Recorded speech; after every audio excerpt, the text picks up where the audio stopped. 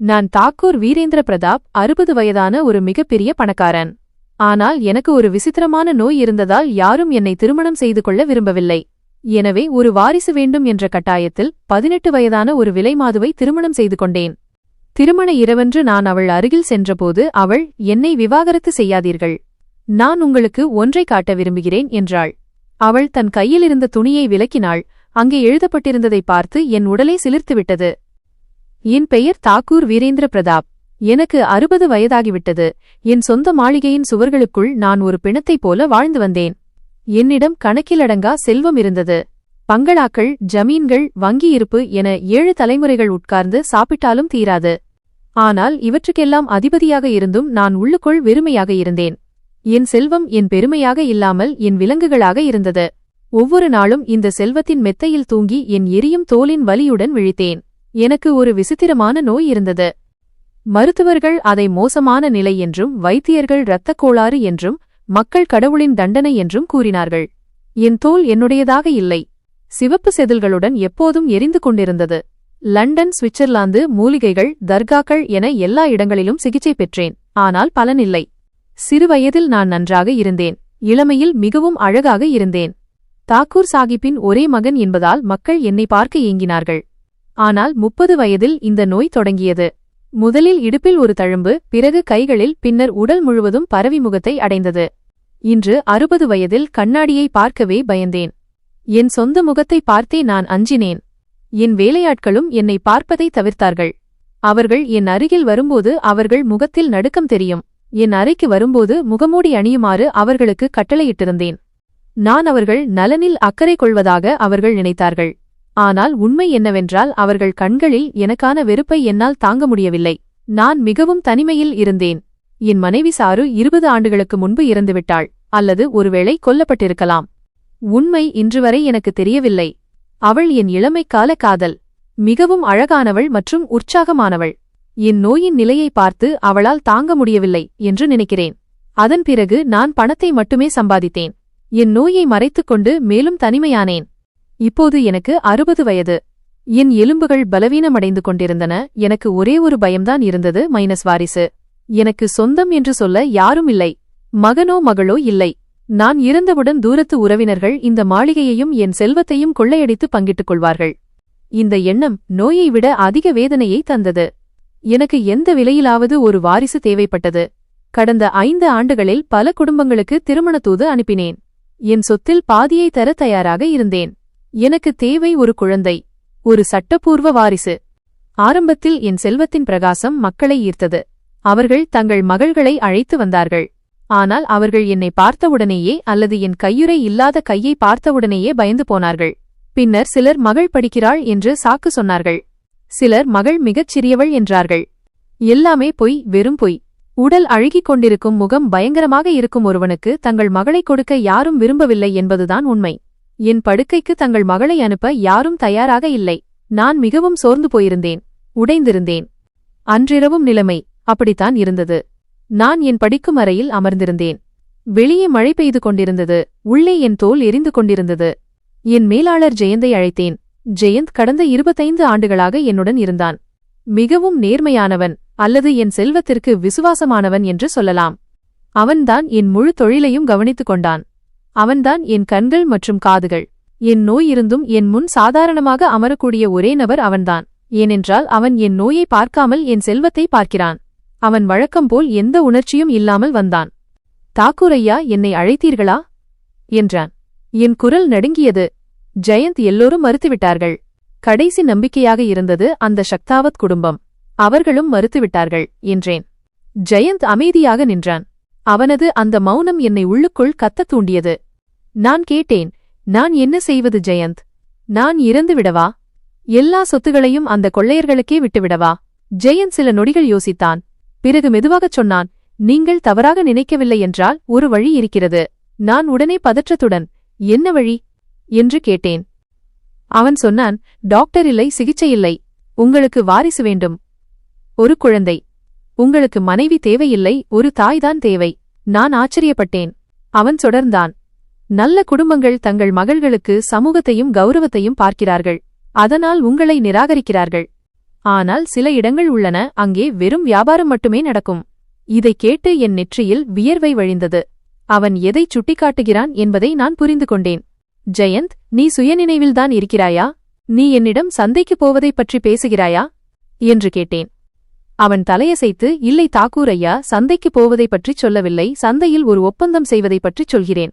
உங்களுக்கு வாரிசை கொடுக்கும் ஒரு பெண் வேண்டும், அதற்கு ஈடாக நீங்கள் விரும்பும் விலையை அவளுக்கு கொடுக்கலாம் என்றான். இதைக் கேட்டு என் ரத்தம் கொதித்தது. ஒரு விலை மாது என் வாரிசின் தாயா? ஊர் என்ன சொல்லும்? ஜெயந்த் லேசான குளிர்ந்த சிரிப்புடன் சொன்னான். தாக்கூர் ஐயா, மக்கள் இப்போது உங்களைப் பற்றி என்ன குறைவாகவா பேசுகிறார்கள்? அவர்கள் உங்கள் சாவுக்காக காத்திருக்கிறார்கள்.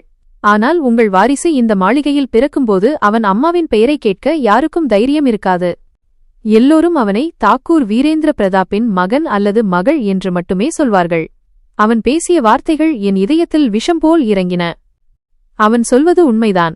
எனக்கு இதைவிட ஒரு வாரிசு முக்கியமாக தேவைப்பட்டது. ஆனால் மனதில் ஒரு எண்ணம் வந்தது, ஒரு சந்தை பெண், அவளின் ரத்தம், அவளின் அசுத்தம்.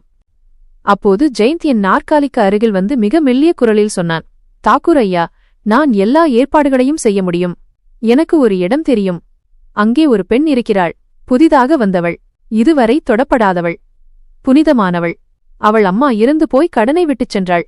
அதனால் விடுதிக்காரர்கள் அவளை எடுத்துக்கொண்டார்கள். அவள் வயது வெறும் 18 தான். அவளை அடுத்தகட்ட தொழிலுக்கு தயார் செய்து வருகிறார்கள். ஆனால் நான் உரிமையாளருக்கு பெரிய தொகையை கொடுத்துவிட்டேன். அவள் உங்களை திருமணம் செய்வாள், உங்கள் குழந்தையை பெற்றெடுப்பாள். அதன் பிறகு நீங்கள் விரும்பியபடி முடிவு செய்யலாம். இதைக் கேட்டு நான் திகைத்துப் போனேன். 18 முதல் 19 வரை வயதுடைய ஒரு ஒளிரும் பெண், என் எரியும் உடல் திடீரென்று குளிர்ந்து போனது போன்ற உணர்வு. நான் ஒரு தெளிவான ஒப்பந்தம் செய்து கொள்ளலாம் என்ற எண்ணம் என் மனதில் வந்தது. நான் அவளுக்கு பணம் கொடுப்பேன், அவள் எனக்கு வாரிசு கொடுப்பாள். சமூக பிரச்சனைகளோ உறவுமுறை நாடகங்களோ இல்லை. நான் ஜெயந்தை பார்த்தேன். அவன் என் முடிவுக்காக காத்திருந்தான். என் வாழ்நாள் முழுவதிலுமான கர்வம் அந்த ஆசைக்கு முன்னால் தோற்றுப்போனது. எனக்கு வாரிசு தேவைப்பட்டது. அதனால் நான் கண்களை மூடிக்கொண்டு ஏற்பாடு செய் என்று கூறினேன். மறுநாளே ஜெயந்த் எல்லா ஏற்பாடுகளையும் செய்தான். அந்த பெண்ணை வேசி விடுதியிலிருந்து மீட்டு ஒரு பாதுகாப்பான வீட்டில் வைத்திருப்பதாகவும் அங்கேயே திருமணம் நடக்கும் என்றும் அவன் சொன்னான். நான் தயாரானேன். என் சிறந்த ஆடைகளை அணிந்து, நோய்வாய்ப்பட்ட கைகளில் பட்டு கையுறைகளை அணிந்து, துர்நாற்றத்தை மறைக்க நறுமணம் பூசினேன். நாங்கள் நகரத்தின் ஒதுக்குப்புறத்தில் இருந்த ஒரு சுத்தமான சிறிய வீட்டை அடைந்தோம். ஜெயந்த் இதற்காகவே அந்த வீட்டை வாடகைக்கு எடுத்திருந்தான். அந்த பெண் ஒரு மூலையில் பயந்து போய் அமர்ந்திருந்தாள். அவள் மீது சிவப்பு நிற ஆடை கட்டாயப்படுத்தி அணிவிக்கப்பட்டிருந்தது. அவள் உண்மையில் 18 வயதுடையவளாக தெரிந்தாள். ஒருவேளை அதைவிட குறைவாகவும் இருக்கலாம். மலரும் முன்பே பறிக்கப்பட்ட ஒரு அப்பாவி மொட்டு அவள். அவள் முகம் கண்ணீரால் நனைந்திருந்தது. கண்கள் தரையில் பதிந்திருந்தன. பண்டிதர் திருமண ஏற்பாடுகளை வேகமாக தொடங்கினார். சப்தபதி சடங்கின்போது நான் முன்னே சென்றேன். என் கையுறையிட்ட கைகள் நடுங்கவில்லை, ஆனால் என் இதயம் நடுங்கியது. என் தரப்பில் ஜெயந்தும் தெரிந்தவர் ஒருவரும் இருந்தனர். அவள் தரப்பில் யாரும் வரவில்லை. கன்னியாதானம் மற்றும் மாலை மாற்றும்போது அவள் உதடுகள் கூட திறக்கவில்லை. அவள் நடுங்கிக் கொண்டிருந்தாள். நான் என்ன செய்து கொண்டிருக்கிறேன் என்று எனக்கு ஆழ்ந்த வருத்தம் ஏற்பட்டது. ஒரு 60 வயது நோயாளி, அசிங்கமான மனிதன் ஒரு 18 வயது சிறுமியின் வாழ்க்கையை வாங்கிக் கொண்டிருந்தான். நான் அவளுடைய அப்பாவித்தனத்தை விலை பேசிவிட்டேன். ஆனால் பிறகு என் தனிமை நினைவுக்கு வந்தது. அனாதையாக இறந்து விடுவேனோ என்ற பயம் நினைவுக்கு வந்தது. வாரிசு வேண்டும் என்ற என் ஆசை என் எல்லா வருத்தங்களையும் விட பெரிதாக இருந்தது. நான் அவளை பார்த்தேன், ஆனால் அவள் ஒருமுறை கூட என்னை பார்க்கவில்லை. திரும்பி வரும்போது நாங்கள் இருவரும் முற்றிலும் அமைதியாக இருந்தோம். அவள் காரின் பின் இருக்கையில் ஒரு மூலையில் சுருண்டு அமர்ந்திருந்தாள். எங்களுக்கு இடையே வெகு தூரம் இருப்பது போல் இருந்தது. நான் என் நோய் மற்றும் செல்வத்தின் கர்வத்தில் இருந்தேன். அவள் தன் பயம் மற்றும் வறுமையில் சூழ்ந்திருந்தாள். அவளுடைய பெயர் கூட எனக்கு சரியாக நினைவில் இல்லை, ஏனென்றால் எனக்கு அவள் ஒரு ஒப்பந்தம் மட்டுமே, ஒரு வாரிசை கொடுக்கும் கருவி. மாளிகையை அடைந்தபோது இரவு வெகு நேரமாகிவிட்டது. என் வேலையாட்கள் எல்லோரும் நின்றிருந்தார்கள். அவர்கள் கண்களில் ஆச்சரியமும் கொஞ்சம் பயமும் இருந்தது, ஏனென்றால் அவர்கள் புதிய எஜமானியை பார்த்தார்கள். ஜெயந்த் ஏற்கனவே அவர்களிடம் கண்டிப்புடன் சொல்லியிருந்தான். எனவே பணிப்பெண்கள் அவளை நேராக என் அறைக்கு அழைத்துச் சென்றனர். என் மனைவி சாருவின் மரணத்திற்குப் பிறகு 20 ஆண்டுகளாக காலியாக இருந்த அதே அறையது. நான் சிறிது நேரம் என் படிக்கும் அறையில் அமர்ந்திருந்தேன். என்னை நானே தேற்றிக்கொண்டேன். நான் ஒரு கணவன் அல்ல, ஒரு வாடிக்கையாளர் என்பதை நான் அறிந்திருந்தேன். இன்று நான் விலைக்கு வாங்கிய பொருளை எதிர்கொள்ள வேண்டியிருந்தது. நான் அறைக்குள் சென்றபோது அவள் கட்டிலின் ஒரு மூலையில் தலையை முழங்காலில் புதைத்து அமர்ந்திருந்தாள். அதே சிவப்பு ஆடையை இன்னும் அணிந்திருந்தாள். நான் கதவை மூடிய சத்தம் கேட்டு அவள் நிமிர்ந்து பார்த்தாள். அவள் கண்களில் தெரிந்த அந்த பயம் என்னை உலுக்கியது. என் முன்னே மரணம் நிற்பது போல அவள் என்னை பார்த்தாள். அவள் பார்வை என் முகம், என் சிதைந்த தோல், என் கையுறைகள் மீது சென்றது. நான் எந்த நோயால் அவதிப்படுகிறேன் என்பது அவளுக்கு புரிந்தது. அவள் என் தோற்றத்தைக் கண்டு பயந்தாள். மேலும் தன் வாழ்நாள் முழுவதையும் என்னைப் போன்ற ஒருவருடன் கழிக்க வேண்டுமே என்ற பயமும் அவளுக்கு இருந்தது. நான் தினமும் கண்ணாடியில் என் முகத்தை பார்த்து இதே வெறுப்பை உணர்கிறேன் என்று அவளிடம் சொல்ல நினைத்தேன். ஆனால் நான் அமைதியாக இருந்தேன். நான் மெதுவாக அவளை நோக்கி நகர்ந்தேன். அவள் பயந்து போய் கட்டிலில் பின்னுக்கு நகர்ந்தாள். அவளுடைய முதுகு சுவரில் இடிக்கும் வரை அவள் நகர்ந்தாள். அவளுக்கு தப்பிக்க இடமில்லை. நான் அவள் அருகில் சென்றேன். நான் அவளிடம் பேச நினைத்தேன். அவளுக்கு நம்பிக்கை அளிக்க நினைத்தேன். அல்லது எனக்கு அவளால் எந்த தீங்கும் நேராது, எனக்கு வெறும் வாரிசு மட்டும்தான் வேண்டும் என்று சொல்ல நினைத்தேன். நான் கையுறை அணிந்த என் கையை அவளை நோக்கி நீட்டினேன். அவள் கத்தவில்லை. அவள் குரல் தொண்டைக்குழிக்குள் சிக்கிக் கொண்டது. விம்மல் கூட வரவில்லை. அவள் அவசரமாக கண்ணீரை துடைத்தாள். தன் நடுங்கும் குரலை சரிசெய்து கொண்டு என்னை பார்த்தாள். அவள் கண்களில் பயம் இருந்தது. ஆனால் இப்போது ஒரு விசித்திரமான கெஞ்சலும் இருந்தது. அவள் மிக மெல்லிய குரலில் என்னை விவாகரத்து செய்யாதீர்கள் என்றாள். நான் ஆச்சரியப்பட்டேன். ஏனென்றால் நான் வேறு ஏதோ சொல்லப்போனேன். ஆனால் இது என் நினைப்புக்கு முற்றிலும் மாறாக இருந்தது. நான் அவளை பார்த்து கொண்டே இருந்தேன். என் மௌனத்தை அவள் தவறாக புரிந்து கொண்டாள் என்று நினைக்கிறேன். அவள் அவசரமாக, உங்களுக்கு ஒன்றை காட்ட வேண்டும் என்றாள். அவள் ஒரு கணம் நிறுத்தி என் முகத்தை பார்த்தாள். என் மனதை படிக்க முயல்வது போலிருந்தது.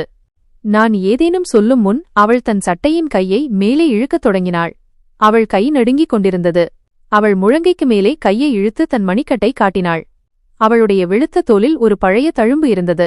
ஏதோ ஒரு எழுத்து அல்லது குறி காலப்போக்கில் மங்கியிருந்தாலும் தெளிவாக தெரிந்தது. நான் அந்த தழும்பை பார்த்த மாத்திரத்தில் என் கால்கள் தரையில் புதைந்தது போல் உணர்ந்தேன்.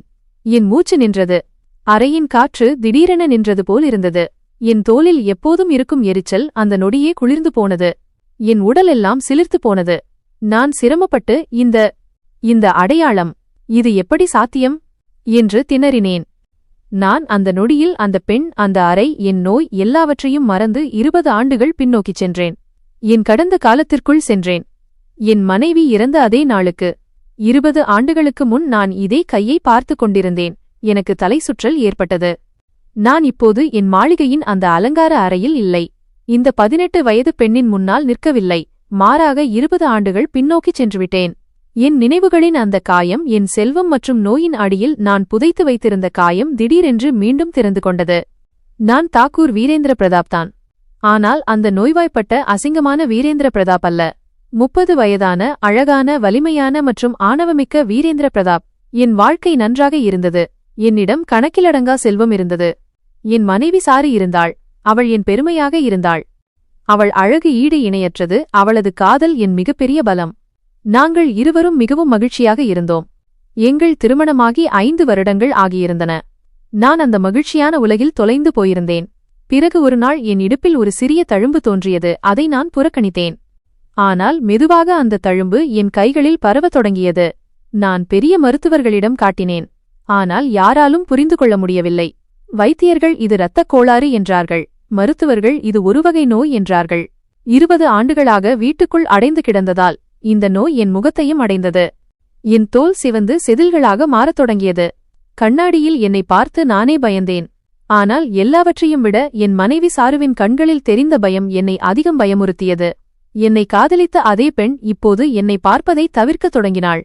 அவள் என் அறைக்கு வருவதை குறைத்துக் கொண்டாள். முதலில் இது தொற்றும் நோய் என்று அவள் நினைத்தாள். ஆனால் மருத்துவர்கள் அப்படி இல்லை என்று சொன்ன பிறகும் அவளுடைய பயமும் விலகலும் குறையவில்லை. அவளுடைய சாக்குப்போக்குகள் மாறின. ஆனால் அவள் மனம் மாறவில்லை. ஒரு இரவு நான் அவளுக்கு புரிய வைக்க முயன்றேன். நான் அவள் அருகில் சென்றபோது அவள் திடீரென்று விலகினாள். அவள் முகத்தில் அருவருப்பு தெளிவாக தெரிந்தது. அவள் கத்தினாள், என்னிடம் வராதே வீரேந்திர பிரதாப். எனக்கு உன்னை பார்த்தால் அருவருப்பாக இருக்கிறது. உன்னுடைய இந்த அசிங்கமான தோலை இனியும் என்னால் பார்க்க முடியாது. உடல் மெல்ல மெல்ல அழுகிக் கொண்டிருக்கும் ஒரு ஆணுடன் என்னால் வாழ முடியாது. அவளுடைய அந்த வார்த்தைகள் என் நோய் தந்த எரிச்சலை விட அதிக வலியை தந்தன. அந்த இரவு நான் உள்ளுக்குள் உடைந்து போனேன். அக்காலத்தில் என் வணிக கூட்டாளியும் பால்ய நண்பனுமான அசீம் எங்கள் வீட்டிற்கு அடிக்கடி வரத் தொடங்கினான். அவன் என் சகோதரன் போன்றவன். அவன் என் மனைவி சாருவுக்கு ஆறுதல் சொல்வது போலவும் எனக்கு துணையாக இருப்பது போலவும் தெரிந்தது. நான் என் நோயிலும் வலியிலும் மூழ்கியிருந்ததால் அவன் எனக்கு ஆதரவாக இல்லை, மாறாக என் காயங்களை ஆழப்படுத்துகிறான் என்பதை என்னால் புரிந்து கொள்ள முடியவில்லை. மெதுவாக சாரு என்னிடமிருந்து முற்றிலுமாக விலகினாள். அவள் தனக்கென தனி அறை எடுத்துக்கொண்டாள். ஒருநாள் அவள் என்னிடம் விவாகரத்து கேட்டாள். அவள் இனி இந்த பிரச்சனைகளை தாங்க முடியாது என்றும் தன்னை விடுவித்து விடுமாறும் கூறினாள். நான் அவளை மிகவும் தடுத்தேன். அவள் கால்களில் விழுந்தேன். என் சொத்தில் பாதியை தருவதாகவும் கூறினேன். ஆனால் அவள் கண்களில் வெறுப்பு மட்டுமே இருந்தது. நான் தோற்றுப்போனேன். அவளுக்கு விவாகரத்து கொடுத்தேன். அவள் அன்றே மாளிகையை விட்டு வெளியேறினாள். அவள் தன் பெற்றோர் வீட்டிற்குச் சென்றிருப்பாள் என்று நினைத்தேன். மாதக்கணக்கில் அதே வழியில் வாழ்ந்தேன். பின்னர் சாரு அதே வாரத்தில் அசீமை திருமணம் செய்து கொண்டதாகவும் இருவரும் நாட்டை விட்டு வெளியேறிவிட்டதாகவும் எனக்கு தெரிந்தது. இந்த துரோகம் என் விவாகரத்தை விட பெரியது. என் நண்பனே என் மனைவியை பறித்துக் கொண்டான். அன்றிலிருந்து நான் சாரு மற்றும் அசீம் பெயரை ஒருபோதும் உச்சரிக்கவில்லை. நான் செல்வத்தை சேர்ப்பதில் மூழ்கிப் போனேன். நான் ஒரு அசிங்கமான பணக்காரனாகவும் மேலும் தனிமையாகவும் ஆனேன். இன்று 20 ஆண்டுகளுக்குப் பிறகு அந்த பெண்ணின் கையில் இருந்த தழும்பை பார்த்தபோது என்னால் என் கடந்த காலத்திலிருந்து வெளியே வர முடியவில்லை. என் கண்கள் அந்த சிறப்பான வடிவமைப்பு கொண்ட தழும்பில் நிலைத்தன. பல ஆண்டுகளுக்கு முன்பு கல்லூரியில் நானும் அசீமும் நீச்சலுக்கு சென்றது எனக்கு நினைவுக்கு வந்தது. அவனது இடது கையிலும் இதே தழும்பு இருந்தது. நான் அப்போது அவனிடம் கேட்டபோது இது பரம்பரை தழும்பு என்று சிரித்துக்கொண்டே சொன்னான். இது அதே தழும்பு, அசீமின் தழும்பு. என் மூச்சு நின்றது. அந்த பெண் மற்றும் அசீமின் தழும்பு, இது எப்படி சாத்தியம்? அந்த பெண் இன்னும் பயத்தில் நடுங்கிக் கொண்டிருந்தாள். என் மனம் கேள்விகளால் நிரம்பியிருந்தது. என் வறண்ட குரல் மிக கஷ்டப்பட்டு வெளிவந்தது. நீ யார்? என் குரலில் கோபமில்லை, ஒரு ஆழமான சந்தேகமும் உள்ளே எழுந்த புயலும் மட்டுமே இருந்தது. என் குரலை கேட்டதும் அந்த பெண் உடனடியாக தன் கையை மறைத்துக்கொண்டு சட்டையின் கையை கீழே இறக்கிக் கொண்டாள். அவள் திக்கி திணறியபடி, நான் தான் நீங்கள் திருமணம் செய்து கொண்டவள் என்றாள். அவளுடைய அந்த பேச்சு மிகவும் விசித்திரமாக இருந்தது. எனக்கு கோபம் கூட வரவில்லை. நான் ஒரு அடி முன்னே எடுத்து வைத்து அவளுடைய கையை சுட்டிக்காட்டி, இந்த தழும்பு எப்படி வந்தது? உண்மையை சொல் என்று கேட்டேன். அவள் சத்தமாக அழத் தொடங்கி, எனக்கு தெரியாது, கடவுள் மீது சத்தியமாக எனக்கு தெரியாது என்று சொன்னாள். நான் அவளிடம் கடுமையாக, பொய் சொல்லாதே, உனக்கு அசீமை தெரியும் என்றேன். அசீம் என்ற பெயரை கேட்டதும் அவள் அழும் முகத்தில் ஒரு கணம் ஆச்சரியம் தெரிந்தது. அவள் அந்த பெயரை இப்போதுதான் முதல் முறையாக கேட்பது போல, அல்லது ஒருவேளை அதனால் பயந்திருக்கலாம். அவள் வேகமாக தலையசைத்து, இல்லை, எனக்கு எந்த அசீமையும் தெரியாது என்றாள். நான் மீண்டும் அழுத்தம் கொடுத்து, அப்படியானால் இந்த தழும்பு எப்படி வந்தது? இது தற்செயலாக இருக்க முடியாது. இது ஒரே ஒரு மனிதனுக்குரிய அடையாளம். இது உன்னிடம் எப்படி வந்தது என்று கேட்டேன். அந்த பெண் கண்ணீர் நிறைந்த கண்களுடன் என்னை பார்த்து நடுங்கும் குரலில், நான் சொன்னேன் அல்லவா உங்களுக்கு ஒன்றைக் காட்ட வேண்டும் என்று. ஆனால் எனக்கு விவாகரத்து கொடுத்து விடாதீர்கள்.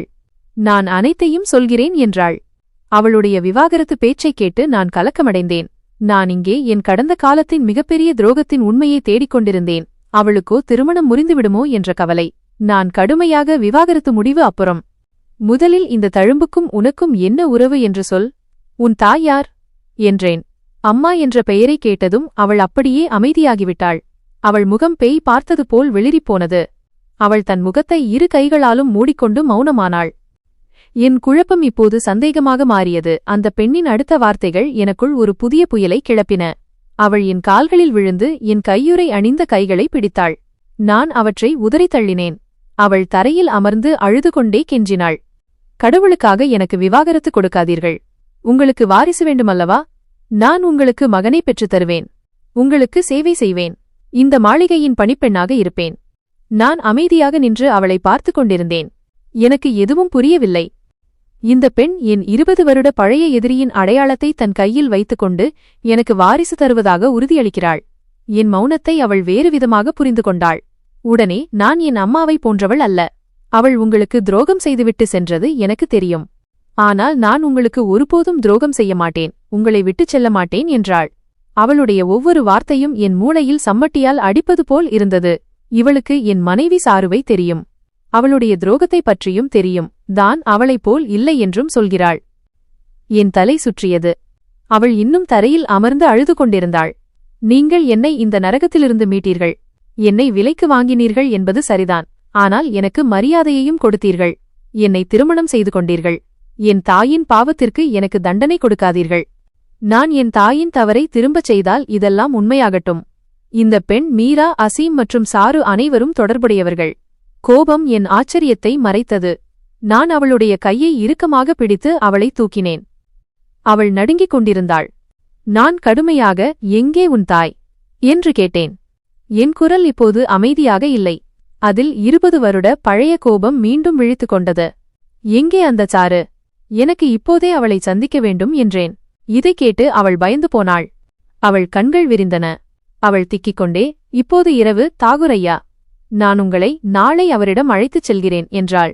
நான் வற்புறுத்தியபோது அவள் பயந்து போய், அவளால் இப்போது உங்களை சந்திக்க முடியாது, ஆனால் காலையில் நிச்சயம் அழைத்துச் செல்வதாக உறுதியளிக்கிறேன் என்றாள். நான் அவளை உதறி தள்ளினேன். அவள் தூரத்தில் விழுந்தாள். சரி, காலையில் போவோம் என்றேன். நான் 20 ஆண்டுகள் காத்திருந்தேன். இன்னும் ஒரு இரவு காத்திருக்க முடியும். என் வாழ்க்கையை அழித்த அந்த பெண்ணின் முகத்தை நான் பார்க்க விரும்பினேன்.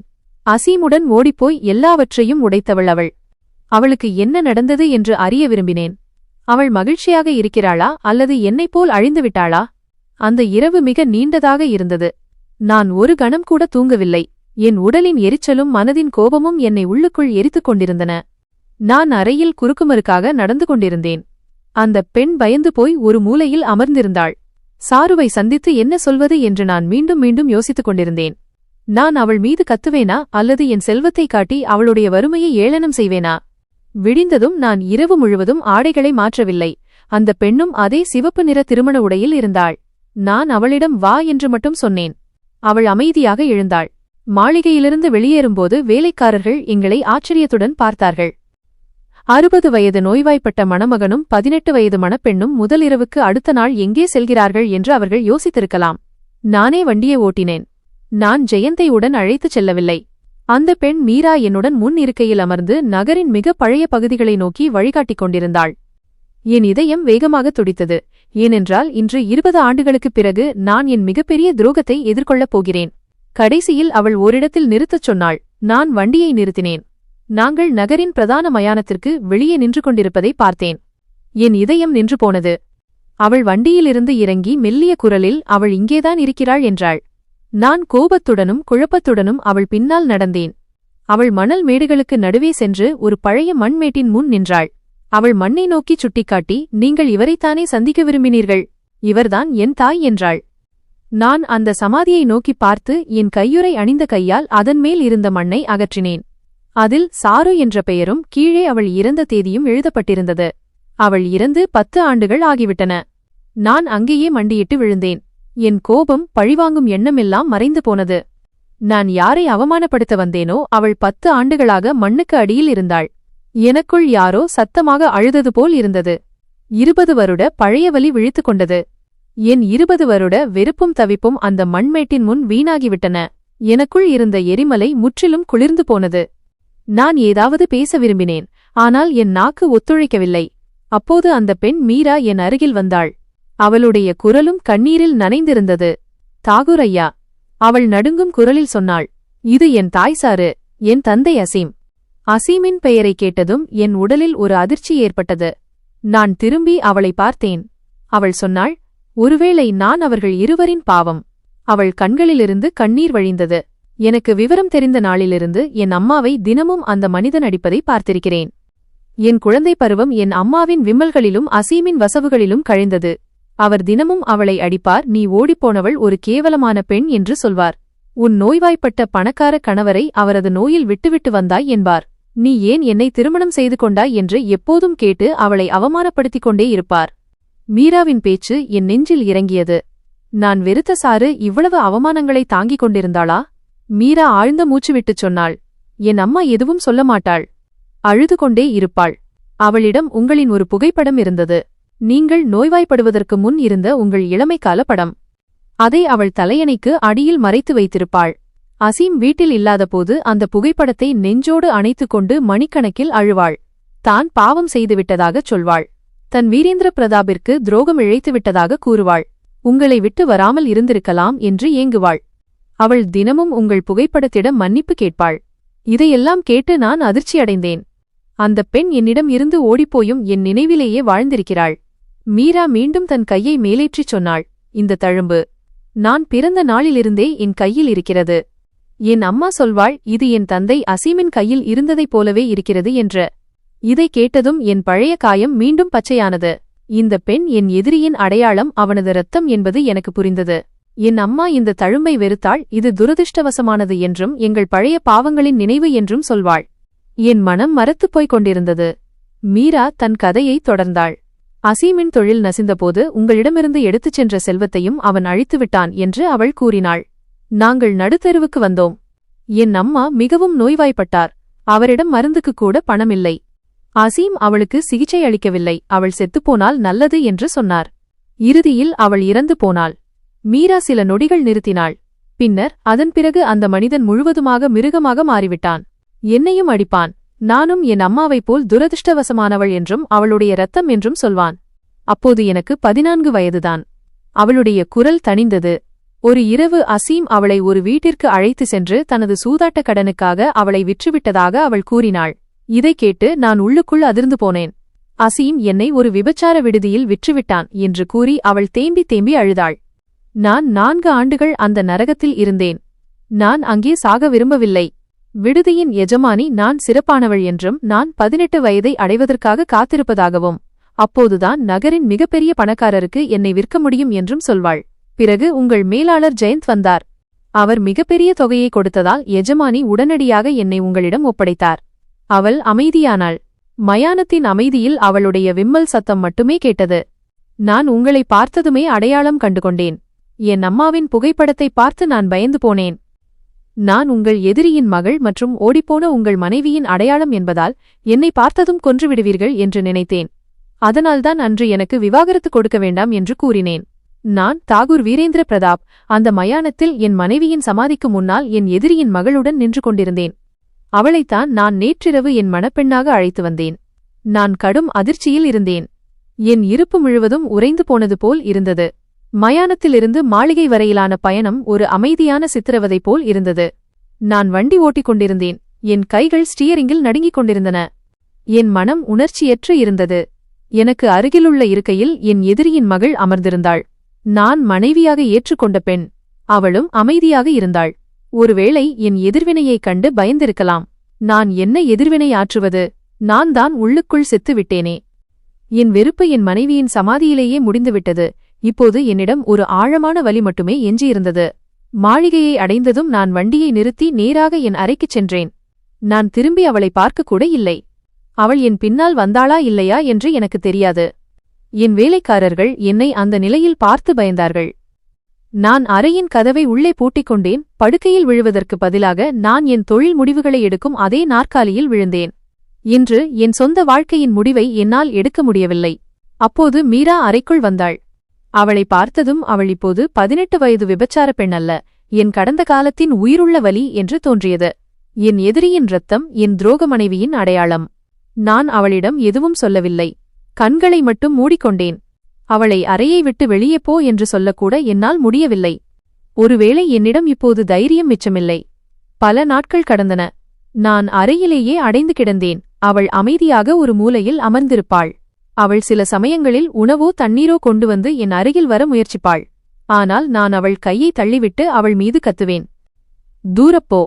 ஒரு இரவு அவள் என் மருந்தைக் கொண்டு வந்தபோது நான் தட்டை தூக்கி எறிந்தேன். கண்ணாடியின் துண்டுகள் அறை முழுவதும் சிதறின. நான் கோபத்தில் வெளியே போ.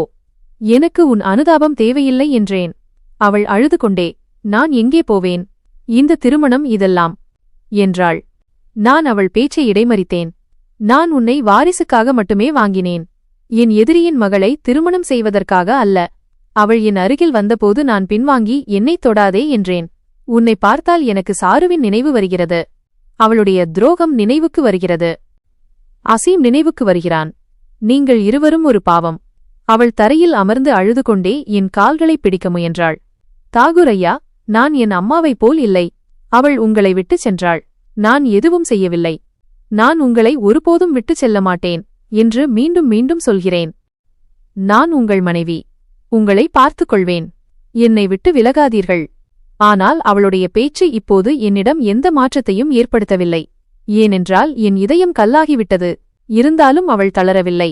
மறுநாளிலிருந்து அவள் தன் முழு நடத்தையையும் மாற்றிக்கொண்டாள். நான் கோபப்பட்டாலும் கத்தினாலும் அவள் என் வேலைகளை செய்து கொண்டே இருந்தாள். சரியான நேரத்தில் என் மருந்துகளை கொண்டு வருவாள். தன் கையால் எனக்காக சமைப்பாள். எனது நோயின் காரணமாக என் வேலைக்காரர்கள் என்னிடமிருந்து விலகியிருந்தார்கள். முகமூடி அணிந்துதான் அறைக்கு வருவார்கள். ஆனால் அவள் முகமூடி இல்லாமல் என் முன் வந்தாள். என் மோசமான எரிந்த தோலை பார்த்தும் அவள் முகத்தில் ஒருபோதும் வெறுப்பு தெரியவில்லை. ஒரு இரவு என் நோய் மிகவும் அதிகரித்தது. என் தோல் நெருப்பு போல எரியத் தொடங்கியது. நான் வலியால் துடித்து அறையில் பொருட்களை வீசிக்கொண்டிருந்தேன். வேலைக்காரர்கள் பயந்து வெளியே நின்றார்கள். யாரும் அருகில் வரவில்லை. அப்போது அவள் ஓடி வந்து என்னை தாங்கினாள். நான் அவளை விலக்க விரும்பினேன்.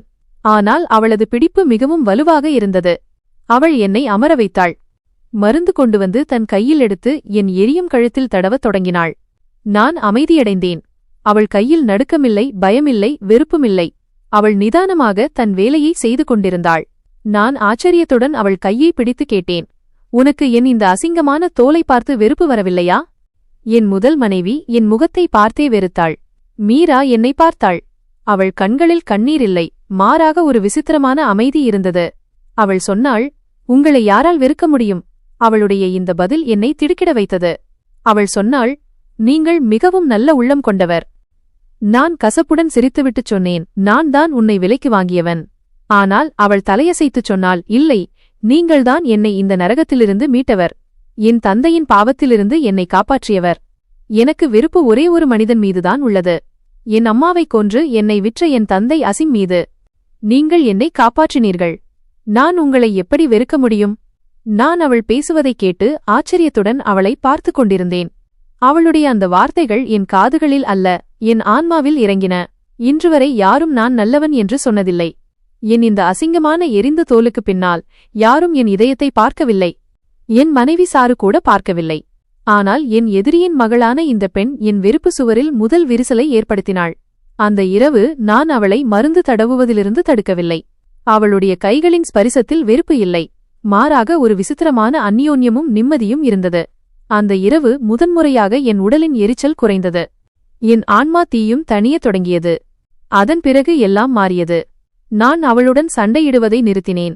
அவளை என்னை விட்டு விலக்குவதையும் நிறுத்தினேன். அவள் ஒரு நிழலைப் போல என்னுடன் இருக்கத் தொடங்கினாள். இப்போது அவள் என் மனைவி மட்டுமல்ல, என்னை கவனித்துக் கொள்ளும் செவிலியராகவும் என் தோழியாகவும் மாறிவிட்டாள்.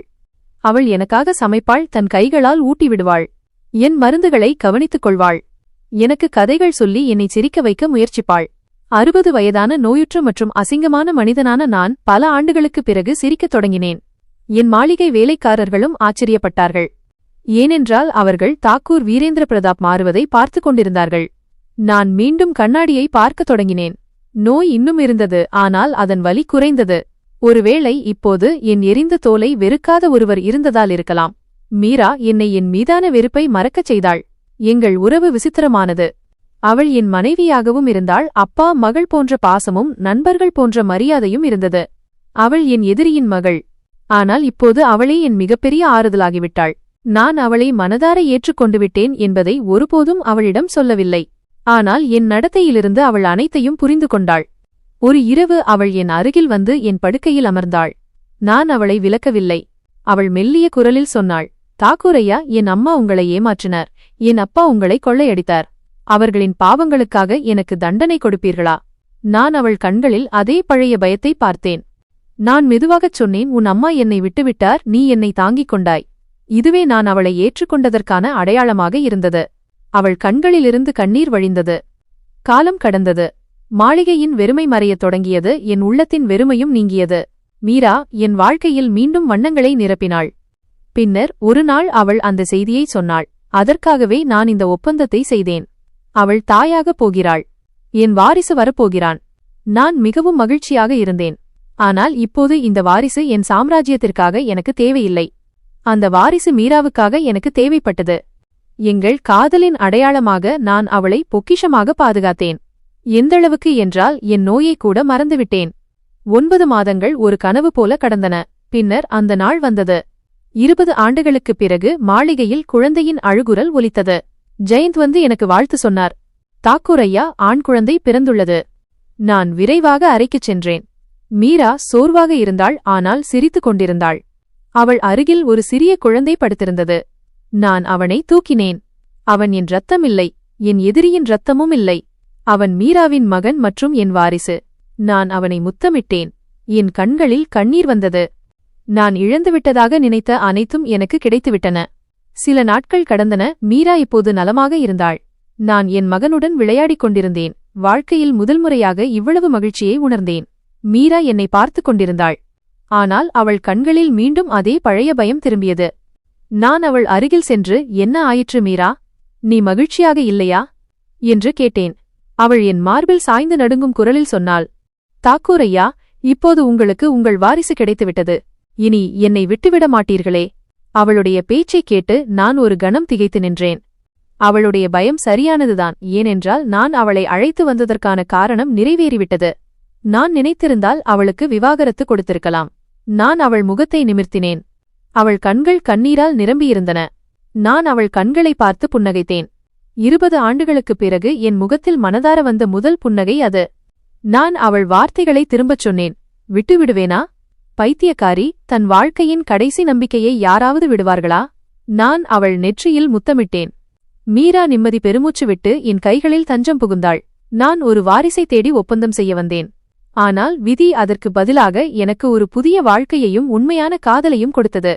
சரி, மீரா என் அரவணைப்பில் மறைந்திருந்தாள். நான் அந்த சிறிய தலையில் கையை வருடிக்கொண்டே இருந்தேன். அந்த தருணம் எங்கள் மகன் பிறந்த தருணம் மட்டுமல்ல, அது என் 20 ஆண்டுகால தனிமை மற்றும் வெறுப்பின் மரண தருணம். நான் அவளை இறுக்கமாக பிடித்துக்கொண்டு முணுமுணுத்தேன். ஒருபோதும் இல்லை மீரா, நான் உன்னையும் என் மகனையும் ஒருபோதும் கைவிட மாட்டேன். அறையில் அந்த இரவின் அமைதியும் கதகதப்பும் 20 ஆண்டுகளுக்குப் பிறகு எனக்கு கிடைத்த மிகப்பெரிய நிம்மதி. நேரம் மணலைப் போல கைகளில் இருந்து நழுவத் தொடங்கியது. ஆனால் இப்போது ஒவ்வொரு கணத்திலும் ஒரு மகிழ்ச்சி இருந்தது, ஒரு நம்பிக்கை இருந்தது. முன்பு என் நோய், பழிவாங்கல் மற்றும் செல்வத்தின் குளிர்ந்த கோட்டையாக இருந்த மாளிகை இப்போது மீராவின் சிரிப்பாலும் மகனின் மழலை மொழியாலும் ஒரு வீடாக மாறியது.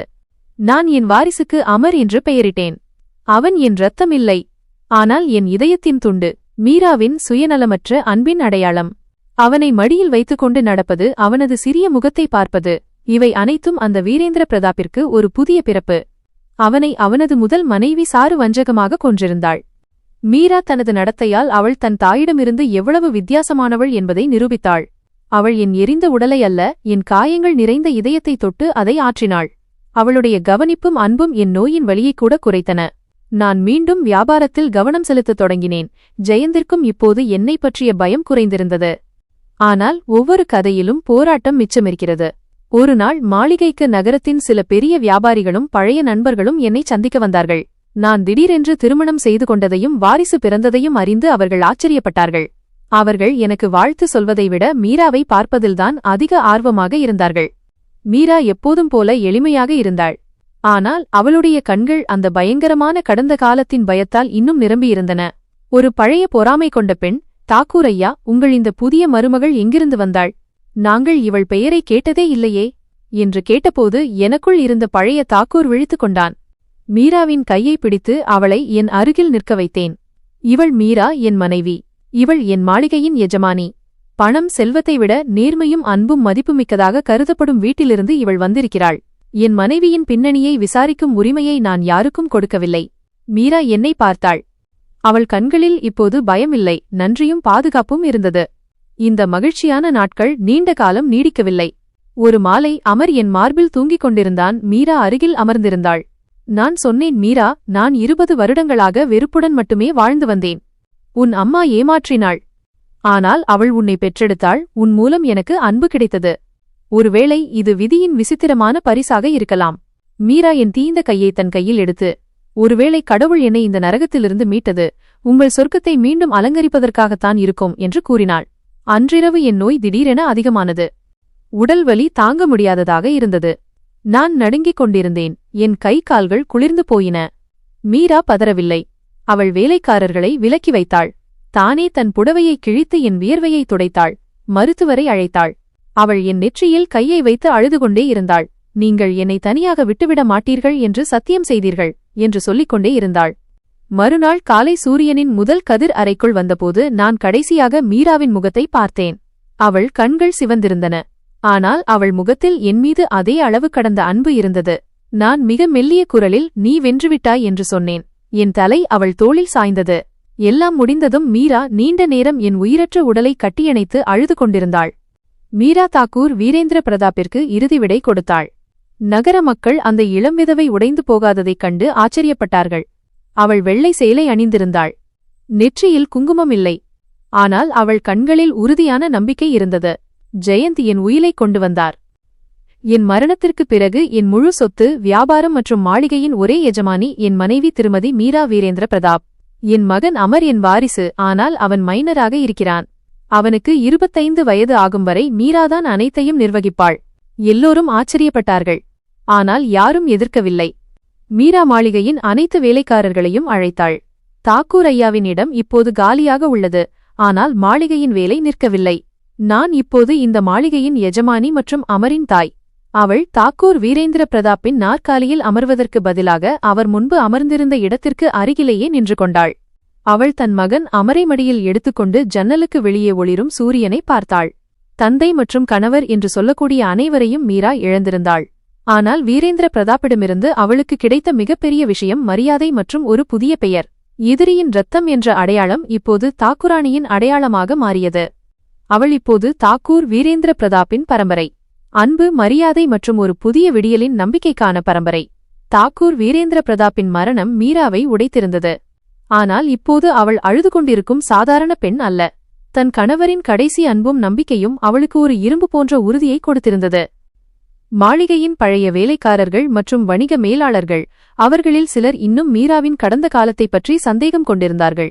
19 வயது விதவையான இவள் எவ்வளவு உறுதியாக நிற்கிறாள் என்பதை பார்த்து திகைத்துப் போனார்கள். அவள் தனது வெள்ளை ஆடைகளுக்கு கீழே தன் கடந்த காலத்தை நினைவுபடுத்தும் அந்த சிவப்பு ஆடையின் சாம்பலை புதைத்திருந்தாள். இப்போது அவள் தாக்கூர் வீரேந்திர பிரதாப்பின் விதவை மற்றும் எல்லாவற்றிற்கும் மேலாக அமரின் தாய். மீரா முதலில் ஜெயந்தை அழைத்தாள். ஜெயந்த் இதுவரை அவளது முதலாளியாக இருந்தவர் இப்போது அவளது ஊழியர். அவர் கொஞ்சம் சங்கடமாக இருந்தார். ஆனால் மீரா அவருக்கு ஆறுதல் சொன்னாள். ஜெயந்த்ஜி, தாக்கூர் ஐயா உங்கள் மீது மிகுந்த நம்பிக்கை வைத்திருந்தார். இப்போது நான் உங்கள் மீது நம்பிக்கை கொள்கிறேன். எனக்கு தொழிலின் நுணுக்கங்களை புரிந்து கொள்ள வேண்டும். நான் உங்கள் எஜமானி அல்ல, சக ஊழியர். எனக்கு கற்றுக் கொடுங்கள். மீரா இரவு பகலாக உழைத்தாள். அவள் தாக்கூர் ஐயாவின் அறையில் அவருடைய நாற்காலிக்கு அருகில் அமர்ந்து கோப்புகளை படிக்க கற்றுக்கொண்டாள். எரிந்த தோலைக் கொண்ட அந்த மனிதனின் பாரம்பரியத்தை பாதுகாக்க அவள் தனது முழு பலத்தையும் பயன்படுத்தினாள். அவர்தான் அவளை நரகத்திலிருந்து மீட்டவர். அனாதையான விதவையிடமிருந்து தொழிலை பறிக்கலாம் என்று நினைத்த பொறாமை கொண்ட நகரத்து வியாபாரிகளையும் அவள் சந்தித்தாள். ஆனால் மீராவின் கண்களில் வீரேந்திர பிரதாப் போன்ற அதே கூர்மையும் நேர்மையும் இருந்தது. அவள் ஒருமுறை பழைய பங்குதாரரிடம் சொன்னாள், தாக்கூர் ஐயாவின் செல்வம் என்னுடையதல்ல, ஆனால் அவருடைய பெயரும் அவருடைய நம்பிக்கையும் என்னுடைய பொக்கிஷம். இதை யாரும் தொட முடியாது. மீரா தன் மகன் அமரை ஒருபோதும் தன் கடந்த கால நிழலில் வைத்திருக்கவில்லை. அவன் வளரத் தொடங்கியதும் மாளிகை மக்கள் அவனது தந்தையைப் பற்றி பேசுவதை கேட்டதும் மீரா அவனுக்கு உண்மையைச் சொல்ல முடிவு செய்தாள். ஒருநாள் 10 வயது அமர் தன் அம்மாவின் மடியில் வந்தபோது, அம்மா, தாத்தா தாக்கூர் ஐயா அவ்வளவு சிறந்தவர் என்றாள். பாட்டி சாரு, ஏன் அவரை விட்டுச் சென்றார்கள் என்று கேட்டான். மீரா நீண்ட பெருமூச்சு விட்டாள். அவள் அமரிடம் தன் அம்மாவின் தவறு, தன் தந்தை அசிமின் தீமை மற்றும் வீரேந்திர பிரதாப்பின் தியாகத்தின் கதையைச் சொன்னாள். அவள் தன் கையில் இருந்த வடுவை காட்டி, இது வெறுப்பின் அடையாளம், ஆனால் இப்போது அது அன்பு மற்றும் தியாகத்தின் கதையாக மாறிவிட்டது என்று சொன்னாள். அவள் சொன்னாள், மகனே, உலகில் சிலர் தவறுகள் செய்கிறார்கள். உன் பாட்டி செய்தார்கள், உன் தாத்தா செய்தார்கள். ஆனால் தவறு செய்தவரின் குழந்தைக்கு அந்த தவறுக்கான தண்டனை கிடைக்கக்கூடாது என்று தாக்கூர் வீரேந்திர பிரதாப் நமக்கு கற்றுக் கொடுத்தார். அவர் வெறுப்புக்கு பதிலாக எனக்கு அன்பை கொடுத்தார். ஏமாற்றியவரின் மகளுக்கு மரியாதை கொடுத்தார். 20 வருடங்கள் கடந்தன. அமர் இப்போது 30 வயது இளைஞன். ஒரு வலிமையான, நல்ல உள்ளம் கொண்ட மற்றும் நேர்மையான மனிதன். தன் அம்மாவைப் போலவே வியாபாரத்தின் கடிவாளத்தை கையில் எடுத்தான். மீரா மாளிகையின் பாட்டி தாக்குராணியானாள். அவள் பழைய வெள்ளை ஆடைகளில் இல்லை. அவள் வண்ணமயமான எளிய சேலைகளை அணிந்திருந்தாள். அவள் வாழ்க்கையில் இப்போது மகிழ்ச்சியின் வண்ணங்கள் இருந்தன. அவள் முகத்தில் இப்போது பயமில்லை, அமைதி மற்றும் தன்னம்பிக்கையின் ஒளி இருந்தது. ஒரு மாலை மீரா தன் மகன் அமருடன் தாக்கூர் வீரேந்திர பிரதாப் மற்றும் சாருவின் சமாதிக்கு அருகில் அமர்ந்திருந்தாள். இப்போது அவர்கள் ஒரே இடத்தில் இருந்தார்கள். வெறுப்பு மற்றும் அன்பின் முடிவு. மீரா அமரை பார்த்து புன்னகைத்துக் கொண்டே சொன்னாள், உன் தாத்தா என்னிடம் ஒரு ஒப்பந்தம் செய்ய வந்தார் அமர். அவருக்கு ஒரு வாரிசு தேவைப்பட்டது. அமர் பதில் சொன்னான், நீங்கள் அவருக்கு ஒரு வாரிசையும் ஒரு புதிய வாழ்க்கையையும் கொடுத்தீர்கள் அம்மா. நீங்கள் வெறுப்பை அன்பாக மாற்றினீர்கள். மீரா சமாதியை நோக்கி பார்த்தாள். அங்கு வீரேந்திர பிரதாப்பின் பெயர் அனைவருக்கும் தெரிந்தது. மீரா அமரை தன் பக்கம் இழுத்து அவன் தலைமுடியை வருடினாள். மகனே, என் கதை உனக்கு ஒரு மிகப்பெரிய பாடத்தை கற்றுக் கொடுக்கிறது. நமது பிறப்பு நம் கையில் இல்லை. நமது இரத்தம், நமது பெற்றோரின் தவறுகள் மற்றும் அவர்களின் கர்மாக்களை நாம் தேர்ந்தெடுக்கவில்லை. நான் அசிமின் மகள் மற்றும் சாருவின் அடையாளம் வெறுப்புக்காக கொண்டுவரப்பட்டவள். ஆனால் நமது விருப்பம் நம் கையில் இருக்கிறது. வெறுப்பு என்பது நம்மை மற்றவர்களிடமிருந்து அல்ல, நம்மிடமிருந்தே விலக்கி வைக்கும் ஒரு காயம் என்று உன் தாத்தா எனக்கு கற்றுக் கொடுத்தார். பழிவாங்கும் நெருப்பு அழிவை மட்டுமே தரும். ஆனால் மன்னிப்பு மற்றும் அன்பின் சக்தி புதிய வாழ்க்கையை தரும். நான் என் தாய் மற்றும் தந்தையின் பாவத்தை ஏற்கவில்லை. நான் உன் தாத்தாவின் அன்பையும் நம்பிக்கையையும் தேர்ந்தெடுத்தேன். நினைவில் கொள் அமர், நீ யாருடைய மகன் அல்லது மகள் என்பது முக்கியமல்ல, நீ என்னவாக ஆகிறாய் என்பதுதான் முக்கியம். எங்கள் கதை அன்பு எப்போதும் வெறுப்பை விட பெரியது என்பதற்கும், நேர்மை நம் கடந்த காலத்தின் மிக மோசமான கரைகளையும் துடைக்க முடியும் என்பதற்கும் சான்றாகும். மீரா தன் கையில் இருந்த வடுவை தொட்டாள். அது இப்போது ஒரு பழைய நினைவாக மட்டுமே இருந்தது. மாளிகையில் அமைதி நிலவியது. வீரேந்திர பிரதாப்பின் வாரிசு அன்பு மற்றும் மன்னிப்பின் அடித்தளத்தில் நின்று தன் தாய்க்கு மரியாதை செலுத்திக் கொண்டிருந்தான். உங்கள் கடந்த காலம், உங்கள் இரத்தம் அல்லது உங்கள் பெற்றோரின் கர்மாக்கள் உங்கள் அடையாளம் அல்ல. இன்று நீங்கள் என்னவாக ஆகத் தேர்ந்தெடுக்கிறீர்கள் என்பதே உங்கள் அடையாளம். வெறுப்பின் பரம்பரையை உடைத்து அன்பையும் மன்னிப்பையும் ஏற்றுக்கொள்வதே உண்மையான சக்தி. நண்பர்களே, இந்த கதை எந்தவொரு நபர், நிறுவனம் அல்லது சமூகத்தின் உணர்வுகளையும் புண்படுத்தும் நோக்கம் கொண்டது அல்ல. கதையில் காட்டப்பட்டுள்ள பாத்திரங்கள், நிகழ்வுகள் மற்றும் சூழ்நிலைகள் சமூக செய்தியை வழங்கும் நோக்கத்திற்காக மட்டுமே வழங்கப்பட்டுள்ளன. பொய்யான குற்றச்சாட்டுகள், தவறான புரிதல்கள் மற்றும் தவறான முடிவுகள் ஒருவரின் வாழ்க்கையை எப்படி அழிக்கக்கூடும் என்பதைச் சொல்வதே எங்கள் நோக்கம். தயவுசெய்து இதை ஒரு சமூக மற்றும் உணர்ச்சிகரமான பாடமாக பாருங்கள். ஆம் நண்பர்களே, இன்றைய எங்கள் கதை உங்களுக்கு எப்படி இருந்தது என்பதை கமெண்ட் மூலம் கண்டிப்பாக தெரிவியுங்கள். இதுபோன்ற கதைகளை கேட்க எங்கள் சேனலை சப்ஸ்கிரைப் செய்யுங்கள். மேலும் இந்த கதைக்கு ஒரு லைக் கொடுங்கள். அத்துடன் ஷேர் செய்யவும். ஆம் நண்பர்களே, நீங்கள் இந்த கதையை எந்த ஊரிலிருந்து கேட்கிறீர்கள் என்பதையும் கமெண்ட் செய்து உங்கள் ஊரின் பெயரைச் சொல்லுங்கள். நன்றி.